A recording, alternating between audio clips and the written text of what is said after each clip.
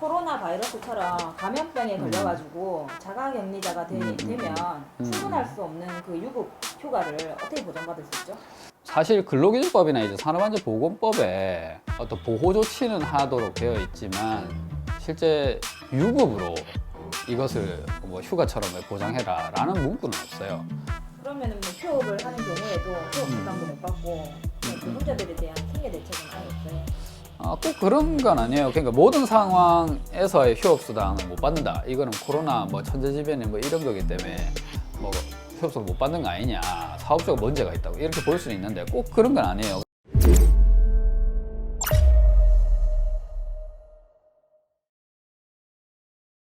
안녕하세요. 노동법 읽어주는 노동자 민주노총 부산본부 추승진 상담실장입니다. 반갑습니다. 오늘은 왠지 그 신종 코로나 바이러스 때문에 마스크를 쓰고 방송을 해야 되는 거 아닌가 싶기도 하네요. 마스크 엄청 비싸졌던데요. 네, 그 실제 마스크 이거 가격이 쭉 많이 이제 오르긴 했는데 실제 저희들 같은 경우에는 이거 보면서 그 단순히 돈 올랐다 이렇게 보지는 않더라고요. 그러니까 노동자 그 마스크를 만드는 업체들이 밤낮 없이 지금 돌아가고 있는 걸 보면 거기서 일하는 저 사람들은 야간 수당이나 연장 근로 수당 이걸 제대로 받고 있나, 또 띄어먹진 않나, 뭐 그러고 계속 과로 상태가 유지가 되니까 저런 건 산재로 받을 수 있을라나, 신청하는 방법은 알라나 이런 고민 들어요. 네. 그 코로나 바이러스 오늘 대형 특집으로 그 노동법 관련한 이야기를 해주시는 거죠? 네, 그럽시다. 어차피 뭐 대본은 좀 다 써왔고 일단 그래서 질문 주시면 바로 거기에 대해서 제가 답변 드리고 하면 될 것 같아요. 네, 네. 그럼 질문 드리겠습니다. 네. 코로나 바이러스처럼 감염병에 걸려가지고 자가격리자가 되면 출근할 수 없는 그 유급 휴가를 어떻게 보장받을 수 있죠? 일단은 그 사실 근로기준법이나 이제 산업안전보건법에 그 노동자가 이제 감염병에 걸려서 격리가 되는 상황에 있어서의 어떤 보호 조치는 하도록 되어 있지만 실제 유급으로 이것을 뭐 휴가처럼 보장해라라는 문구는 없어요.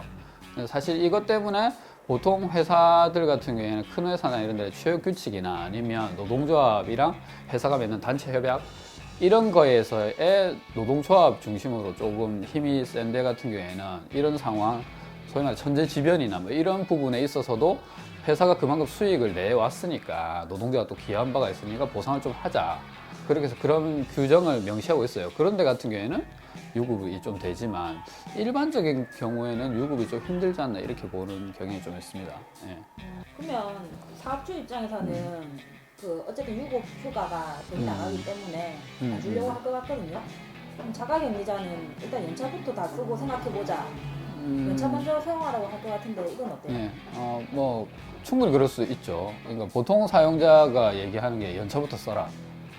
그러니까 노동자가 뭐 어디 아프다 해도 연차부터 써라. 아니 무슨 일이 있다면 연차부터 써라라고 하니까 이 경우는 특히나 장기적인 자가격리가 생기면 네가 부담해야 되는 거 아니냐 이렇게 보는 건데요. 근데 사실 최근에 노동부가 좀 이거와 관련해 발표한 게 있어요. 그게 1월 29일 날 그 신종 코로나 감염증 예방 확산 방지를 위한 사업장 대응 지침이라고 발표를 한 게 있어요. 여기 내용을 좀 보면 연차 휴가 이외의 병가, 뭐 휴가, 휴직을 허용하도록 해서 불이익이 없도록 해라 라고 되어 있어요. 그러니까 다시 말해서 연차 유급 휴가를 강제로 좀 쓰게 해가지고 나중에 앞으로 이 노동자들이 써야 될 연차 휴가에 대한 권리를 박탈하는 상황이 발생하면 안 된다라고 보는 거죠.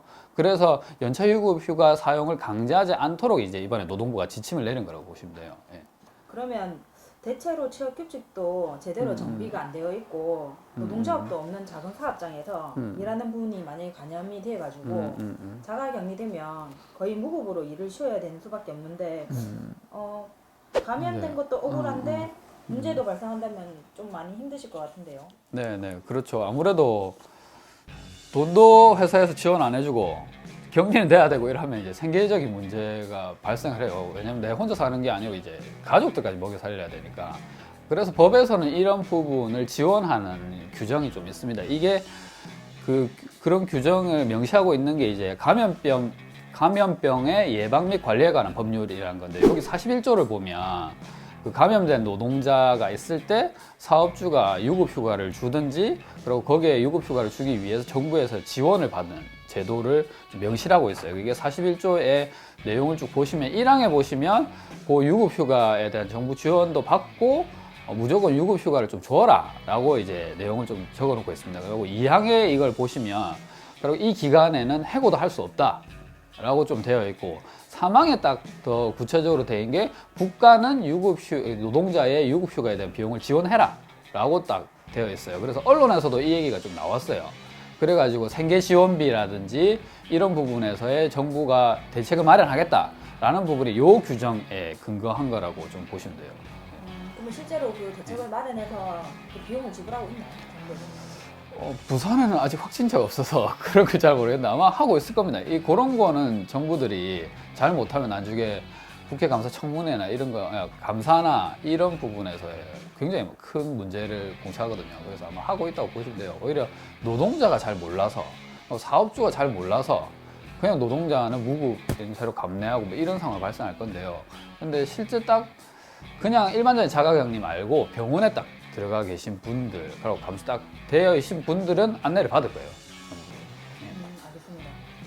그러면 이게 좀 그 뭐지 개인의 문제가 아니라 코로나 바이러스 확산 때문에 그 원자재나 최근에 뭐 네네. 부품이나 도급의 수급 차질이 일어난다고 최근에 뭐 그렇죠. 비행기 뭐 네. 들어오니 많이 이런 네네. 일이 있었잖아요. 네네. 그래가지고 그러면 그런 이유로 회사가 휴업을 하면 휴업 수당은 노동자들 받을 수 있나요? 보통은 근로기준법의 휴업 수당에 대한 목적은 그러니까 사용자의 규칙 사유로 인해서 그러니까 경영상의 어떤 문제가 발생을 했을 때에 노동자가 그 피해를 받지 않도록 이제 휴업 수당이라는 걸 줘라라고 명시를 했어요. 요게 이제 근로기준법 46조에 적혀 있습니다. 그래서 화면에 보시면 1항에 보면 사용자의 규칙 사유로 휴업을 할 때는 평균 임금의 70%에 해당하는 휴업 수당을 지급해라라고 되어 있고 2항에 조금 보시면 이게 부득이한 사유로 사업을 할 수 없을 때는 노동위원회의 승인을 받아서 이 휴업 수당을 적게 줄 수 있다. 뭐 이렇게 되어 있어요.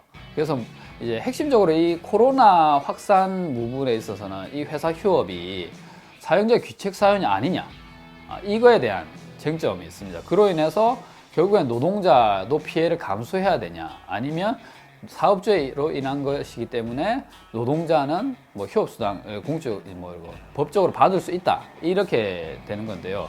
실제 이게 부정적인 측면에서 보면 2017년도에 중국인 그 단체 관광 이거 중단한 적이 있잖아요, 우리 한국에. 그때에 중국 관련된 여행사에서 그러니까 관광 가는 사람 들어오는 사람이 없으니까 딱 문 닫는 상황 발생했어요. 그래서 휴업수당을 이때에 노동자들이 달라 이렇게 했는데 노동위원회에 돈 못 주겠다, 회사가 어려워가지고 이렇게 해서 딱 노동위원회 신청했는데 노동위원회가 이걸 받아들였어요. 그러니까 회사 입장을 받아들였어요. 이거는 회사 자체의 경영상의 문제라기보다는 중국에 그걸 막아버렸기 때문에 사유이기 때문에 부득이한 사유다 이렇게 해서 이분도 한 번도 못 받았어요. 그래서 생계 문제 발생한 분들은 그냥 퇴소하고 다른 직장 알아보는 수밖에 없었던 거죠.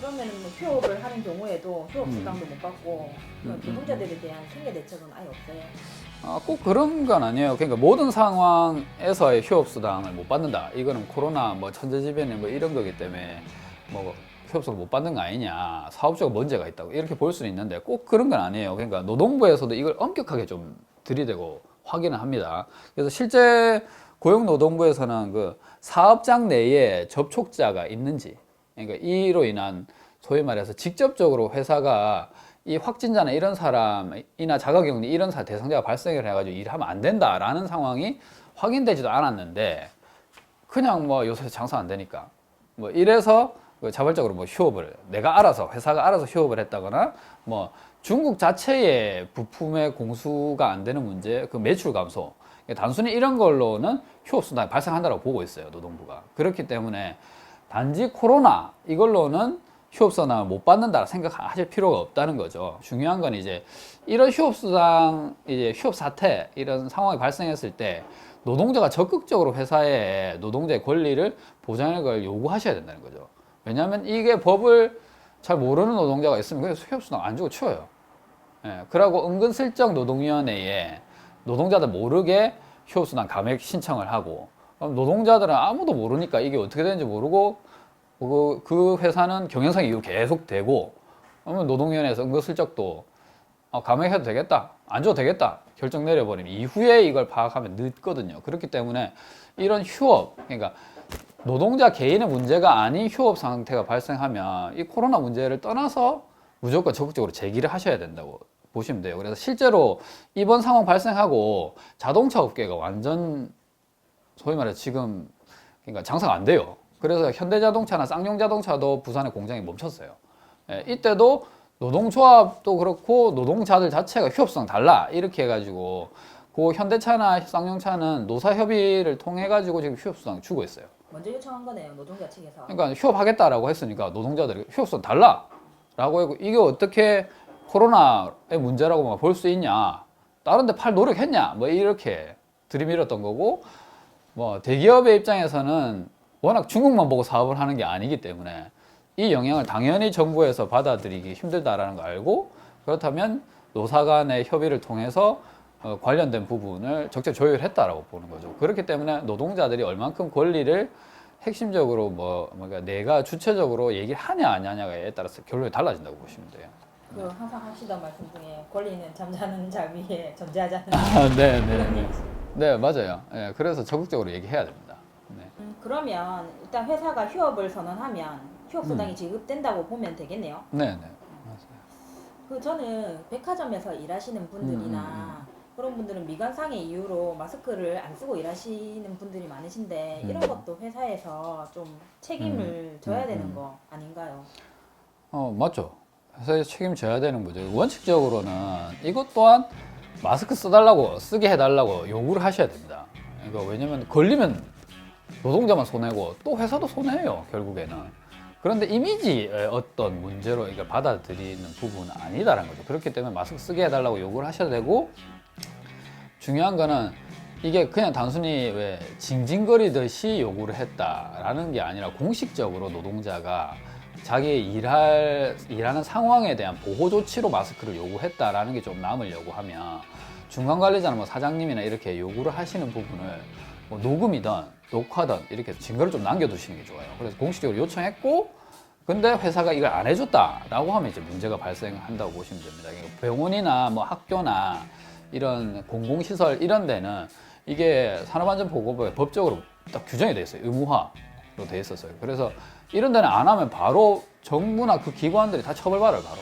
근데 일반 민간 기업은 좀 그렇지 않다라고 보는 게 있는데 그렇다 하더라도 그 의무가 없는 건 아니에요. 그래서 그런 부분의 내용이 산업안전보건법에 좀 명시가 됐어요. 5조 사업주의 의무 이 부분을 보시면 되는데 요 화면에 보시면 5조 1항의 2호 3호를 꼭 기억해 두시는 게 좋아요. 그러니까 만약에 마스크 사용 금지 뭐 이런 것들 쓰지 마라 백화점에 이런 게 이미지가 있기 때문에 그런 걸로 인해서 실제 감염이 이루어지면 예를 들어서 노동자는 이 사업주의 의무 위반 이걸 걸어 가지고 치료비 뭐 휴업 손해보험 이런 것들 다 배상을 청구할 수 있다고 보시면 되죠.